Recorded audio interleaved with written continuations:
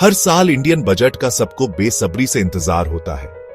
यह एक ऐसा समय होता है जब पूरा देश वित्तीय योजनाओं और नीतियों पर ध्यान केंद्रित करता है। इस साल बजट 2025 में बहुत बड़े बदलाव आए हैं। ये बदलाव न केवल आर्थिक दृष्टिकोण से महत्वपूर्ण है, बल्कि आम जनता के जीवन पर भी गहरा प्रभाव डालेंगे। सबसे बड़ा बदलाव इनकम टैक्स सिस्टम में है। यह बदलाव टैक्स पेयर्स के लिए एक नई उम्मीद लेकर आया है। यह नया सिस्टम टैक्स को आसान बनाना चाहता है। इसका उद्देश्य टैक्स फाइलिंग प्रक्रिया को सरल और पारदर्शी बनाना है। इसका मकसद टैक्स पेयर्स को राहत देना भी है। इससे लोगों को टैक्स रिफंड प्राप्त करने में भी आसानी होगी। फाइनेंस मिनिस्टर निर्मला सीतारमण ने इन बदलावों की घोषणा की। उन्होंने बताया कि ये कदम देश की आर्थिक स्थिति को सुधारने के लिए उठाए गए हैं। उन्होंने सरकार की प्रतिबद्धता पर जोर दिया। सरकार का लक्ष्य है कि हर नागरिक को इसका लाभ मिले। सरकार टैक्स का बोझ कम करना चाहती है।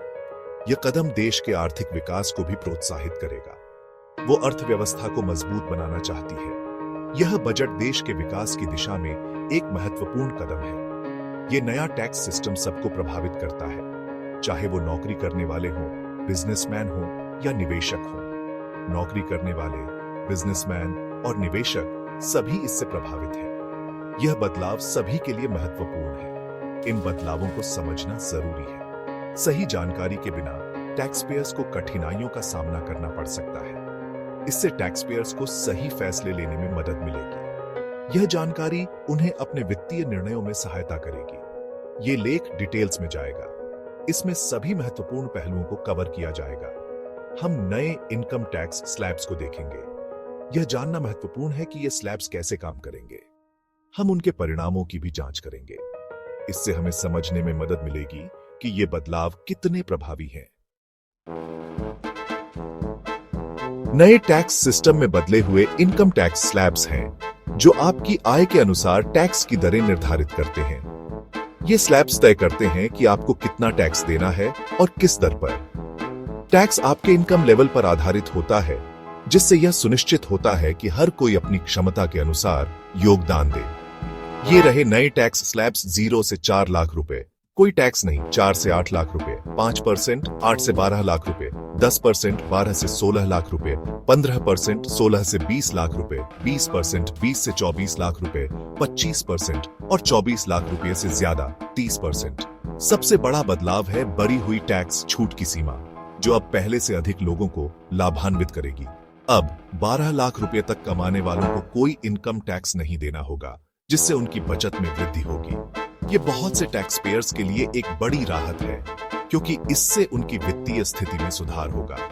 इससे उनके पास खर्च करने के लिए ज्यादा पैसे बचेंगे, जो आर्थिक विकास को भी प्रोत्साहित करेगा। सरकार ने पुराना टैक्स सिस्टम भी रखा है। टैक्स पेयर्स पुराने और नए सिस्टम में से चुन सकते हैं। सबसे अच्छा विकल्प हर किसी की अपनी आर्थिक स्थिति पर निर्भर करता है।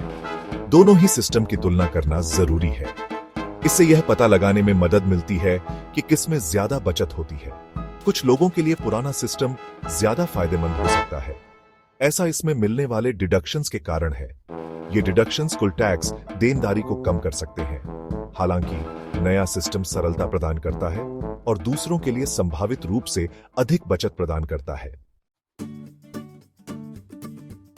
उम्मीद है कि नए टैक्स सिस्टम का सकारात्मक असर होगा। यह न केवल करदाताओं के लिए फायदेमंद होगा, बल्कि पूरे देश की अर्थव्यवस्था को भी मजबूती देगा। इससे अर्थव्यवस्था को बढ़ावा मिलेगा, नए निवेश के अवसर खुलेंगे और रोजगार के नए साधन उत्पन्न होंगे। हाथ में ज्यादा पैसा होने से लोग ज्यादा खर्च करते हैं। इससे बाजार में मांग बढ़ेगी और व्यापारियों को भी लाभ होगा। ज्यादा खर्च से आर्थिक विकास को गति मिल सकती है। निर्माण और अन्य उद्योगों में भी तेजी आएगी। सरलीकृत कर ढांचा करदाताओं के लिए अनुपालन बोझ को भी कम करता है। इससे करदाताओं को समय और धन की बचत होगी। बजट 2025 के टैक्स सुधार एक महत्वपूर्ण कदम है। यह सुधार देश की वित्तीय स्थिति को बेहतर बनाने में मदद करेगा। यह एक अधिक मजबूत और करदाता के अनुकूल अर्थव्यवस्था की दिशा में एक कदम है। इससे व्यापारिक माहौल भी सुधरेगा। नया इनकम टैक्स सिस्टम संभावित बचत प्रदान करता है। इससे परिवारों को अपनी वित्तीय योजनाओं को बेहतर बनाने का मौका मिलेगा। यह कर ढांचे को सरल बनाता है। करदाताओं के लिए इसे समझना और पालन करना आसान होगा।